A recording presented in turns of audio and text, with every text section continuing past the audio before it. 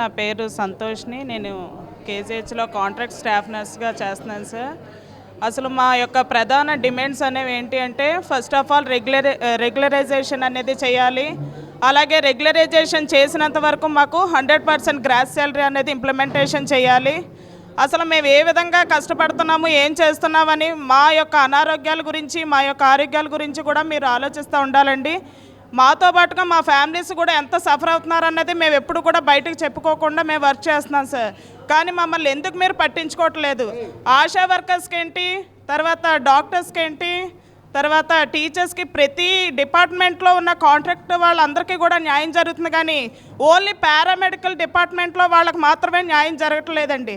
అది ఫార్మసిస్టులు కానివ్వండి, లేదా ల్యాబ్ టెక్నీషియన్స్ కానివ్వండి, స్టాఫ్ నర్సెస్ కానివ్వండి, రేడియోగ్రాఫర్, ఎవరికి కూడా మా యొక్క హెల్త్ డిపార్ట్మెంట్లో ఎవరికి కూడా న్యాయం అనేది జరగట్లేదు సార్. అసలు మేము చేస్తున్న తప్పేంటి అన్నది మాకు కావాలి సార్. మేము ఇలాగే ఉండిపోవాలా? అసలు హాస్పిటల్కి స్టాఫ్ నర్సెస్ అనేవాళ్ళు బ్యాక్ బోన్ లాంటి వాళ్ళని మీకు తెలుసు. ఒక డాక్టర్ లేకపోయినా స్టాఫ్ నర్స్ అనేది ఆ యొక్క పేషెంట్ని రికవరీ చేస్తుంది అన్నది కూడా తెలుసండి. ఫస్ట్ ఎయిడ్గా డాక్టర్ లేకపోయినా పేషెంట్ వచ్చిన వెంటనే ఫస్ట్ ట్రీట్మెంట్ అనేది ఇచ్చేది ఒక స్టాఫ్ నర్స్ మాత్రమే. అది మాత్రం గుర్తుంచుకోండి సార్. అది ఓన్లీ రెగ్యులర్ వాళ్ళు చేస్తున్న, అసలు మాకు రెగ్యులర్ వాళ్ళకి ఏంటి సార్ తేడా?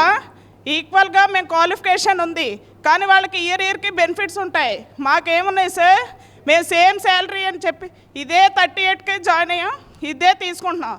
కానీ మా బ్రతుకులు ఎప్పుడు కూడా న్యాయం అనేది జరగటం లేదు, సంతోషం అనేది లేదు సార్. కానీ మమ్మల్ని అందరూ కూడా హేళనగా చేస్తున్నారు. మీరు తీసుకున్న జీతానికి, మీరు చేస్తున్న పనికి ఒకసారి ఆ రెగ్యులర్ వాళ్ళు చూసి నేర్చుకోండి. లేదంటే ఇది మానేసి వేరే దగ్గర ప్రైవేట్గానే చేసుకోండి, లేదంటే ఎక్కడికైనా వెళ్ళిపోయి చేసుకోండి. మీరు చదువుకున్నది ఇంత దారుణమైన విద్య అని చెప్పేసి అంత హీనంగా చేస్తున్నారు సార్. మాకు అసలు ఏ బెనిఫిట్స్ ఉన్నాయండి? మీరు ఏం చూపించారు? ఓన్లీ 4th క్లాస్ ఎంప్లాయీకి ఇచ్చి గౌరవం కూడా మాకు ఇవ్వలేదండి. మేము ఈచ్ అండ్ ఎవ్రీథింగ్ ప్రోటోకాల్ ప్రకారంగా మీరు ఏ విధంగా అయితే మాకు చెప్తున్నారు, మేము అదే విధంగా వర్క్ చేస్తున్నాం. కానీ మీ నుండి మేము ఆశిస్తున్నది ఒకటే అండి, మాకు రెగ్యులరైజ్ కావాలి కావాలి కావాలి. మీరు అసలు ఎందుకు ఇవ్వటం లేదు?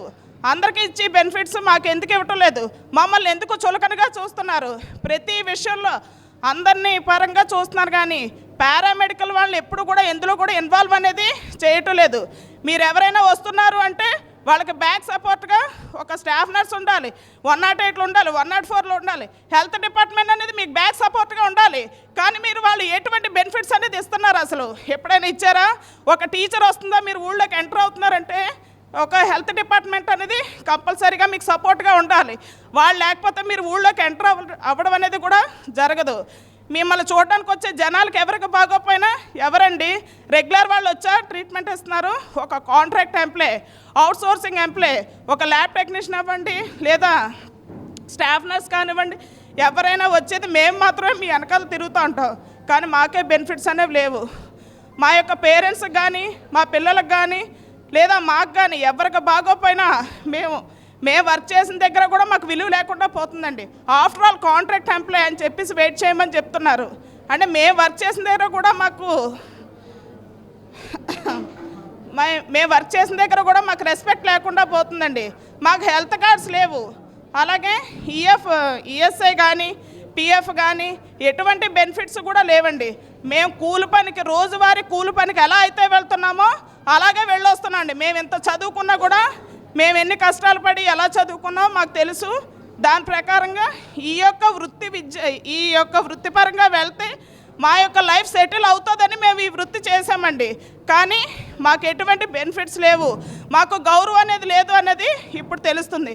మేమే కాదండి, మా వెనకాతలు చాలామంది పేద కుటుంబంలో ఉన్న వాళ్ళందరూ కూడా ఈ యొక్క నర్సింగ్ డిపార్ట్మెంట్లో చేస్తే కనుక కంపల్సరీగా ఉద్యోగంలోకి సెటిల్ అవుతారు, వీళ్ళకి ఒక మంచి పేరు ప్రఖ్యాతలు ఉన్నాయి అని చెప్పేసి ప్రతి తల్లిదండ్రులు జాయిన్ చేస్తున్నారండి. కానీ వాళ్ళు మమ్మల్ని చూసి నిరాశ చెందుతున్నారండి.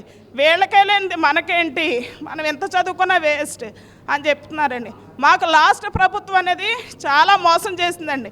మేము ఎంత చదువుకున్నా కూడా మాకు ఎటువంటి ఇది లేదు. కానీ ప్రభుత్వం అనేది మారింది, ఇప్పుడు మాకు ఎటువంటి బెనిఫిట్స్ అయినా వస్తాయని ఎదురు చూస్తూ ఉన్నాము. కానీ మీ నుండి ఎటువంటి యొక్క బెనిఫిట్స్ అనేది మాకు రాలేదు సార్. దయించి చేతులు జోడించి అడుగుతున్నాను సార్, మీరు ఇప్పటికైనా మమ్మల్ని దృష్టిలో ఉంచుకొని పారామెడికల్ సిబ్బంది అందరం కూడా ఒకే యూనిటీగా ఉన్నాము, ఒకే కాంట్రాక్ట్లో ఉన్నాం కాబట్టి మా అందరికీ కూడా న్యాయం చేయాలని కోరుతున్నాం సార్. Thank you sir.